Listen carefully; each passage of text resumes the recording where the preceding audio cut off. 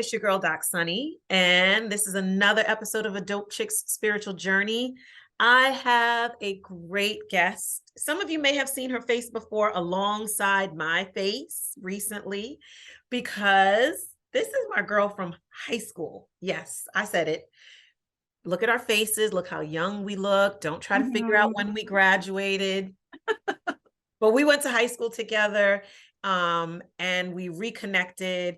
And I'm so happy to have her because her journey is, I don't even think 30 minutes is really enough to talk about her amazing journey. But you know what I do.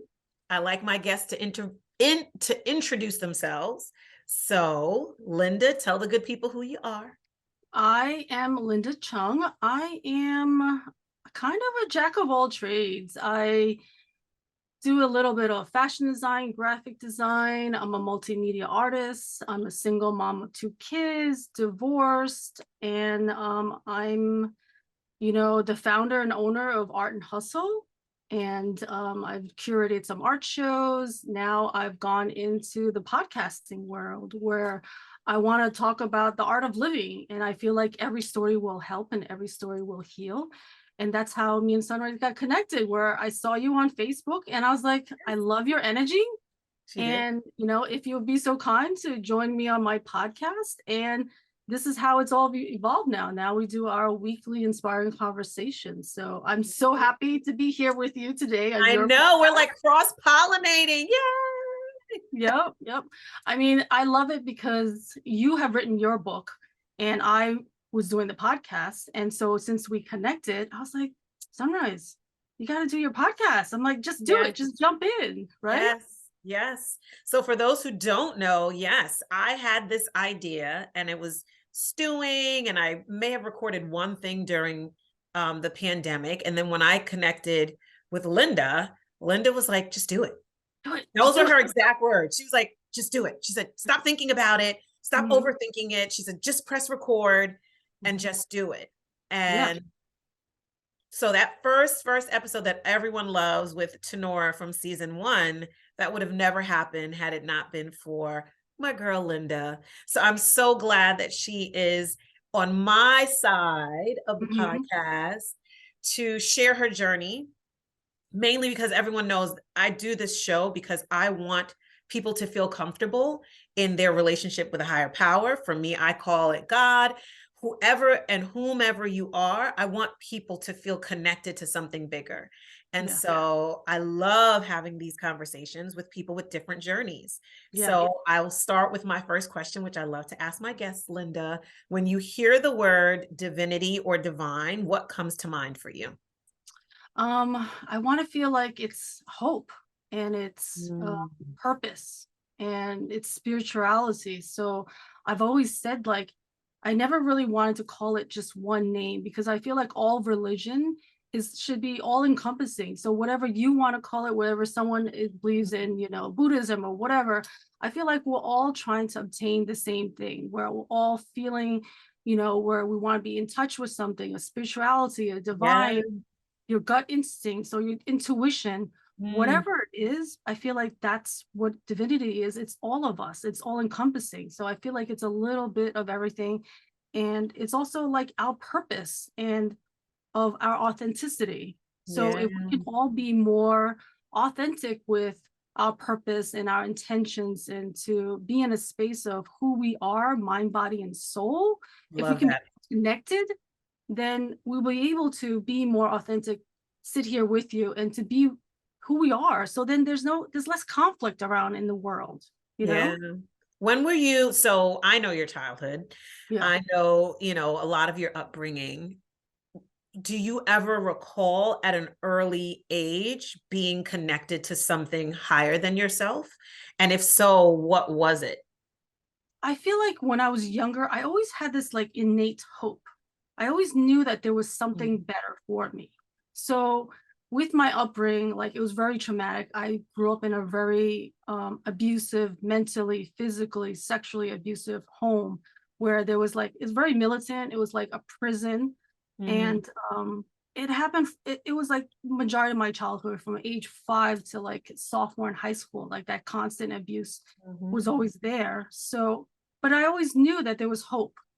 So I just grasped onto that. So I just knew that there was something out there that was better for me. And there was definitely a different purpose for me, because I'm so thankful still to this day, where technically my dad tried to kill me at age like 5 years old, you know? So there's a purpose for me to be here. And I feel like my purpose is now more to talk on these podcasts and to tell my story. So someone else who's listening to it and who knew me in high school would never have known that, you know, oh my God, Linda went through such a traumatic childhood with all that abuse, and she came to school and just put a mask on and put this avatar on. Nobody would know that I was going through all of that stuff. So I want to be able to tell my story so other people would hear it and be like, well, if she can go through all of that, then I can go through whatever struggles I'm going through as well. You know, just, you know, I always get chills when I hear something. I'm sure my listeners and viewers are like, their mouths are wide open, like, what did she say?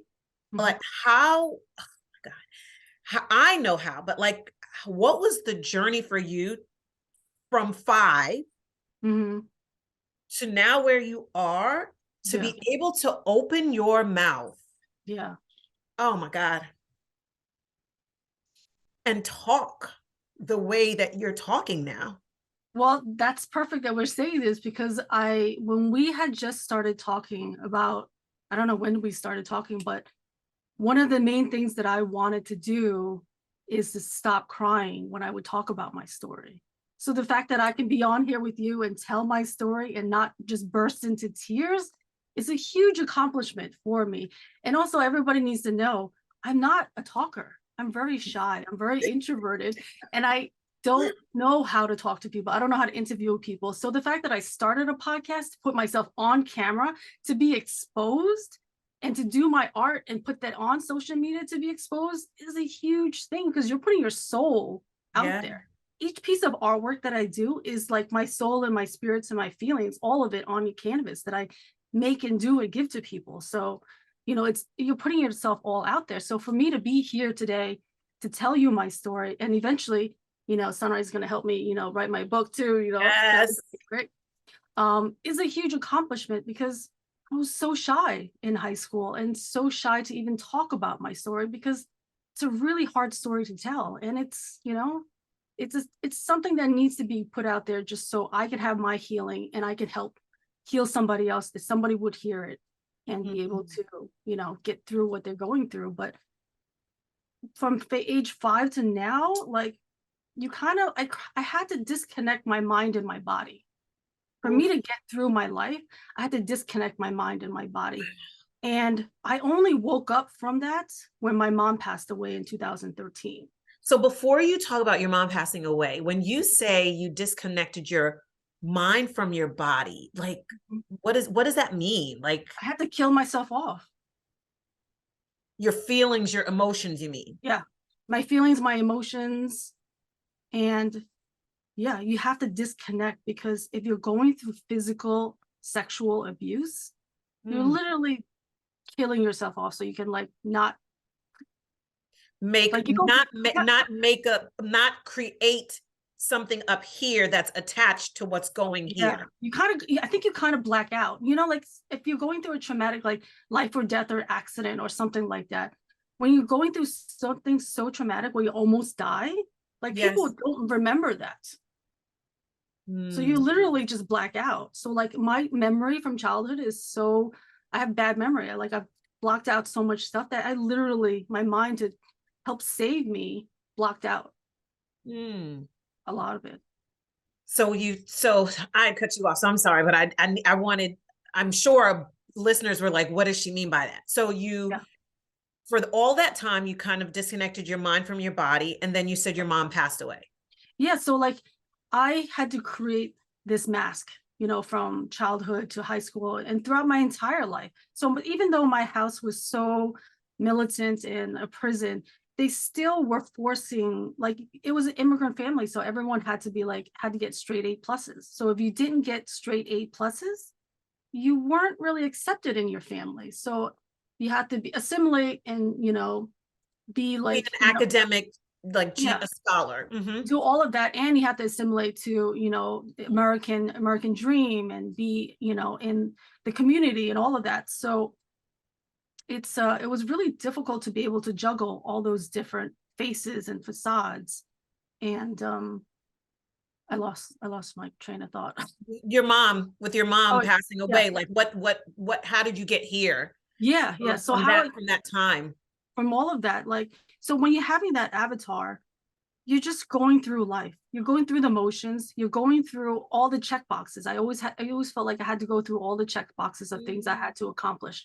I had to, you know, go to good school, graduate with great grades, get a great job, get married, have kids, have the, you know, the white picket fence with the house. You had to check mark all those things. And I was always like trying to get out of my house. So me getting out of my house was like, okay, I'm gonna get out of my house. I'm gonna be happy. I'm gonna go to college. I'm gonna be happy. I'm gonna find a husband. I'm gonna be happy. Like, I thought that every single thing that I would check off, that I would find my happiness. But then you realize after all of those things, you're still not happy. So when she passed away in 2013, I've always said this, where her death was my rebirth. You know, so she gave me the voice that she never had. Oh, Because I was living her generational trauma. oh, all of it. that is So crazy. like my entire trip to China was a very spiritual journey in its own, because if I was never connected to my mind and body, I could never really sense those intuitions and those gut feelings very often to like tap into it. So when she died, when I was in China, like, I think my eyes got open, or maybe she gave me her gifts, or her passing, like I felt it, right?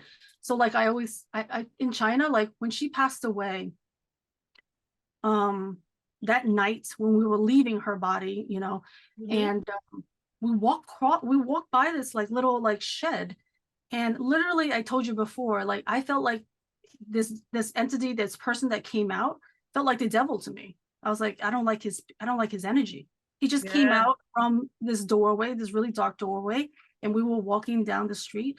I was like, I don't like his energy. And usually, like, I wasn't in touch with my spirituality then. So for me to feel that and say it, and I was that like, had to like be real, almost like yeah, something like hitting you like a Mack truck. yeah. Like I was like, I don't like his energy. It seems bad. It seems like the devil. And so he's speaking Chinese. So I only speak a little bit of Chinese. So I'm like listening to his energy, watching him, and I don't hear everything they're talking about, but I know, like, you can't tell people from another country that you're from the US, because then they're going to blackmail you. They're going to figure out how to steal your money and all this. So when my dad told him, we're from the US, I was like, oh no, this is not going to be good. So he ended up to be a funeral like director, curator, or whatever you want, agent, like a funeral agent. Yeah. So he was literally going to help us, you know, do our funeral with my mom and do all the things that we need to do. But I never had good feelings about this, right? And he started doing weird, shady things of like asking for someone's passport to hold on to it because he needed it for something. What? Yeah. No. And I was like, oh no, that's not good. But then they got their passport back. Fast forward, I went to the US to start doing the funeral arrangements in the US for my mom.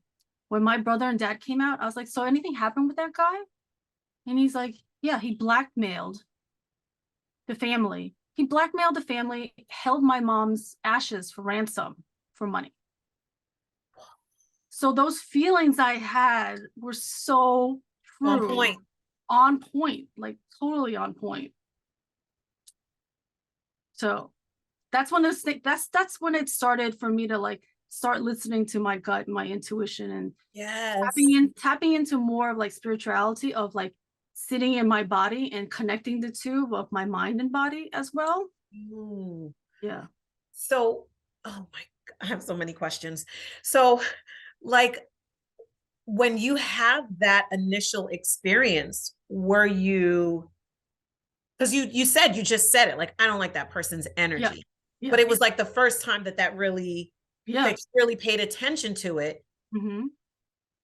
How did you feel about it? Like, was it weird? Like, What Mm, was that? Was it, or was it instinctual for you just to jump in and be like, yeah. something's wrong with him. Yeah. I don't like that. It was very instinctual, where as soon as he walked out, I just felt it. And I was like, I don't like his energy. And I started to accept all of these little feelings I would get. Like other Yeah. little things would happen in China. Like a funny thing is, like, because I'm the youngest of my family. So, and a woman in Asian traditional family, you're not really respected, and you're kind of looked down upon, of like, you're like lower than male. Yeah. So I was with my brother in China with my dad. So what was happening? Oh, we went to the hotel room, and my brother has no heat on, and we're in like winter in China, 2 days after Christmas. So I'm like, it's cold in China. So I looked at my brother, I'm like, why don't you have the heat on? And he's like, oh, they don't have heat. It's just an air conditioner. And I'm like, what? No, I don't believe you. So he went to take a shower, and I looked up there, and I'm like, let me just press some buttons, right? And I just pressed it, and the heat turned on. So like my instincts, intuition of like clicking in started clicking in more. And then there was another thing was happening where their car, like the battery kept going off. And I'm like, what, we can't be driving around with this battery just running off all the time, Right. right? So I'm like, let's open the hood, let's figure it out. I'm like, well, that looks like a horn. How about we just disconnect that one? I'm like, all right. So like I started to get respect from them as I was there too, which was like a nice Wow. evolution of our relationship too. So Hmm. the instincts, and then seeing that guy, and then my instincts being correct, like those started making me start believing in myself more Yeah. from her death. Because also when she passed away, like something just kept telling me, Linda, you need to get back to your art. Linda, you need to do big art. Like I just kept having this voice tell me, you need to do big art. You need to just, get back to your Yeah. art. Being a mother, like you lose yourself. So I lost my artistic, outlet for such a long Yes. period of time.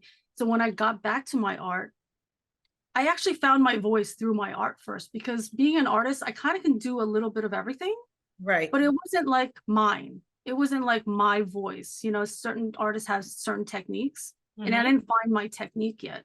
But when I decided to just do art for the sake of art, for my morning process, for my intuition, for my feelings and soul, like I just poured it out onto the canvas. Whatever I wanted to do, I just did it, and I didn't try to make it look like anything. I didn't try to be like anybody else. I was just trying to just be me and Yeah. express myself, and the grieving and mourning process of her death. Do you feel like, do you feel like you're channeling, or that like that divine divinity is working through you when you're doing your art? Like, does that happen for you? I feel like when you're doing your purpose, time disappears. Mm, So when you're doing something that's that good. you love, like when you love it, like this podcast, Yes. Yes. when you're doing these podcasts, like it's just so fun and you love it. So time disappears. So like that's your purpose and your divinity and all of it. And it Yeah. just comes through you, because like you're not trying to purposely do anything. You're not forcing anything. It just flows. Mm-hmm. And I so when agree. I was doing my art and just doing it for me, I wasn't trying to please anybody anymore. I wasn't trying to like be like the perfect child, the good girl, To and get to off the make do the me, to check yeah, boxes or anything. no, yeah, I was just doing it for me. So when I did it for me, that was when I actually started my Instagram. I was like, should I be Linda L. Cheung, or should I be another name under it? Because I always was like hiding behind, like in high school, a vice president, I would hide behind little things. Like I would always be the supporting cast. I never was the one in the front. So when I did my art, I was like, I think I'm just gonna have to put myself out there. I'm just gonna be me. Linda L. Chung. So that was the start of my voice, is through the art. And if you didn't like it, that's okay, because I did it for myself. So Yeah. if you resonate with it, if you like it, great. But it's okay because I did it for myself. How or what would you tell anyone about the healing process from the trauma that you experienced? Mm-hmm. Um, and how, spirituality, connection, following your intuition, your gut, your spirit, how all of that helped you in the healing process? I think, I mean, one of the main things, I think all of it is all encompassing, where you have to get to the point where you just got to speak your truth, and you have to like push yourself past those humps and those uncomfortableness, you know? Yeah. So like one of the most therapeutic things that I have gone through is COVID. Like COVID saved my life. You know, had COVID not happened, I would have never been able to reset myself, because I would always just keep checking those boxes and keep pushing myself forward. So I would have my Yeah. 9 to 5 job, then I would have a side business that I would do on Etsy, then I would do another side project for somebody else, then I would have my 2 kids, and I was just running on 1,000 miles an hour. But I wasn't paying attention to like my health. I wasn't paying attention to being present. I was just trying to like bulldoze all of my career goals, you Yeah. know? So, you know, COVID helped me stop myself, reset myself, and figure out like, what should I be doing? Like, do I keep going on a hamster wheel of all of these things and going after the money of corporate world? But corporate world doesn't give a shit about you, you know, you're just a number to them. So I realized from that and that healing, letting that go, letting that money go, and then invest on myself, you know. So I Yeah. started like an Airbnb business, and that's given me the gift of time more to be able to ultimately, I started the podcast because my partner before was like, well, you met all these great people doing the Art Hustle, you know, art shows and art, you know, curated these. And I was like, you know what? Yeah. Like I originally wanted to do a Netflix documentary of all the people that I met and how I started Art and Hustle. But obviously that's a daunting task of its own. So I'm like, okay, he's like, well, just do a podcast, you know? And I Mm. always thought that I would do it with him because, you know, me, like, I'm kind of like, oh, I could do it with somebody else. Like, I didn't want to be the front person. And he was like, no, like, this is your baby. You need to shine here and you should do it.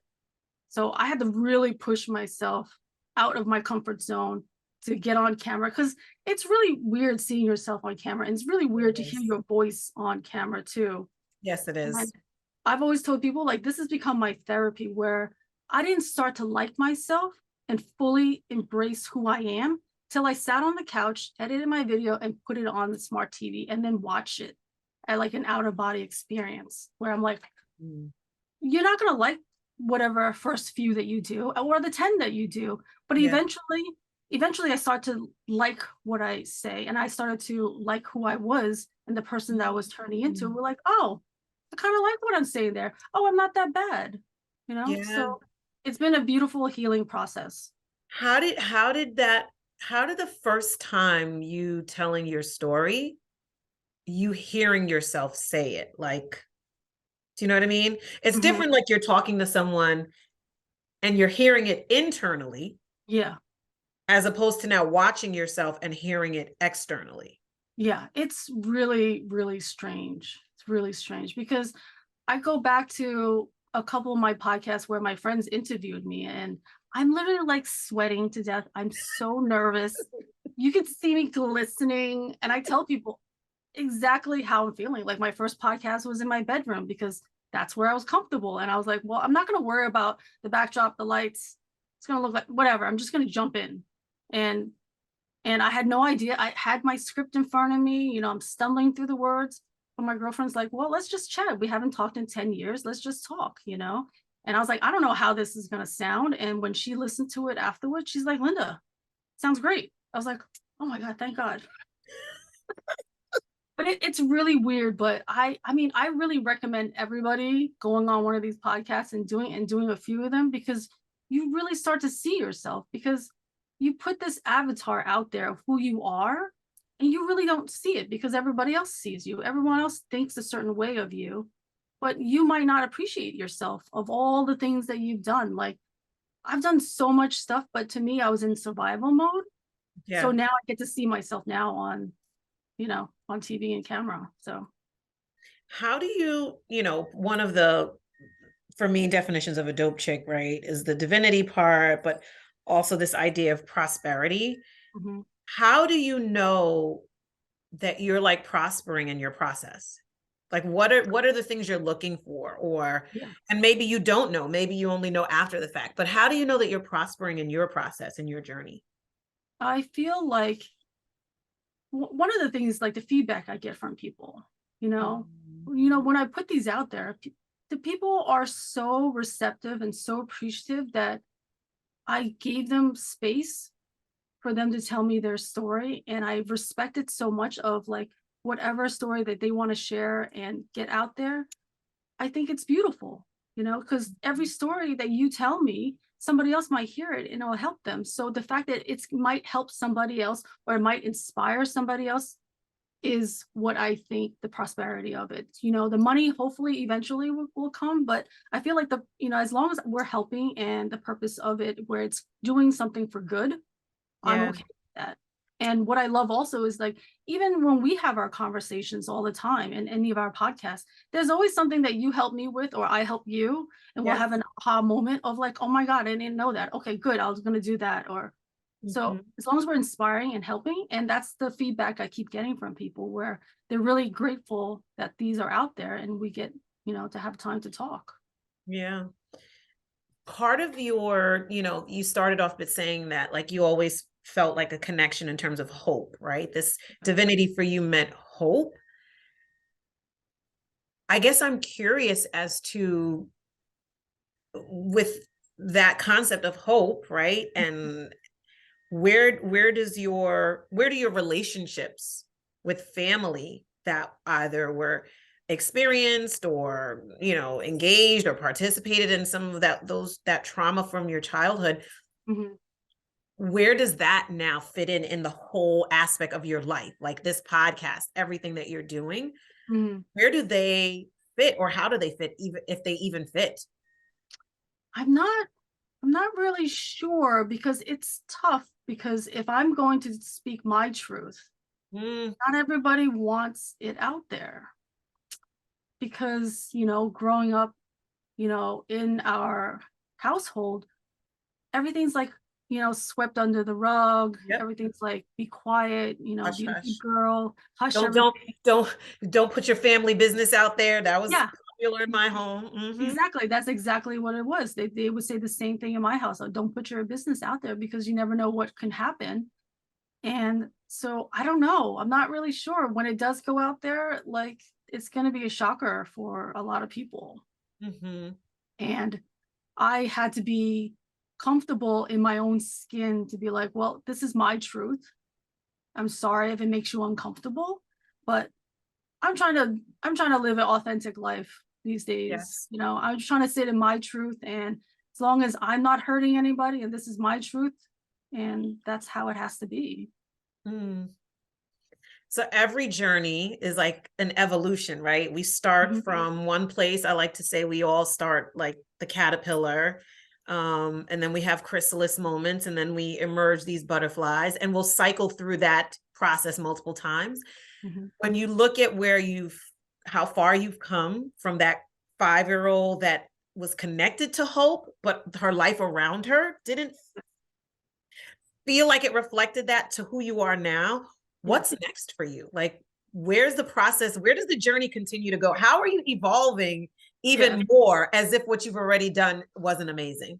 Well, I think we both know where we're going to go next is my book, my coffee table book. That I'm glad you're saying it and not me. So I'm excited. I'm going to do my coffee table book, which will be possibly a series of them, of my life and my journey and the stories that I have.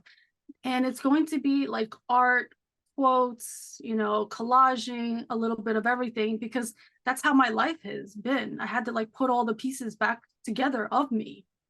So it's going to be the book, and the book will hopefully inspire other people to, follow their dreams, be authentic, take action, and be a bull, right? Don't be a cow, because we had that bull and cow story in one of our podcasts. Yes. And I love it. I want to thank you also, because when I had you on the podcast, things started lining up, because like I was doing a few of them, but I'm still nervous and I'm not really sure about how I'm speaking. But when we chatted on our podcast, I don't know, it all just lined up and flowed together. And I was like, I'm really not sure how I'm doing. And you're like, Linda, it sounds good to me. Like it's all lining up together, and things that I would say became like, probably one of my quotes that I always say like in the podcast later on. So I want to thank you as well for inspiring me to connecting all the dots together, and that we can help each other, and that you started your podcast. And Yes. I'm so thankful you started yours, because now you're giving space and, time to all of these people to tell their stories. Yeah. And that's all I want. I want people to hear another woman's journey, right? A dope chick, hear her journey, right? You don't know what anyone's journey is. You have no idea. Yeah. And that's what removes the judgment about what divinity means to you, and how what I believe is God has like surrounded around you on your journey, right? That, and to me, that's why I do what I do, to Yeah. to bring people closer together, and to help people understand we're not that far apart, but we don't, everything doesn't have to be so mystical and, above at this theological level that no one can understand. But Yeah. it's everyday women, Yep, everyday everyday women. women, and you make it non-judgmental, you make it obtainable, and you make it like friendly for everyone to be able to talk about it, and feel comfortable to be Yeah. in their own skin. So I think it's beautiful. Yeah. And I want people to continue to listen, like how you said, you walked out the hospital and you saw that man, and that thing just, I believe we all have that gift. Yes, yes. We're just all not listening. Yeah, I think we all do. Even like you had it all when you were a kid. It's just that as you start growing up, it starts getting suppressed and getting suppressed. And I've said this a few times now, where I've walked past people where like, oh, I don't like their energy. I'm like, something's not right. Something's not right. Oh wait, one last story.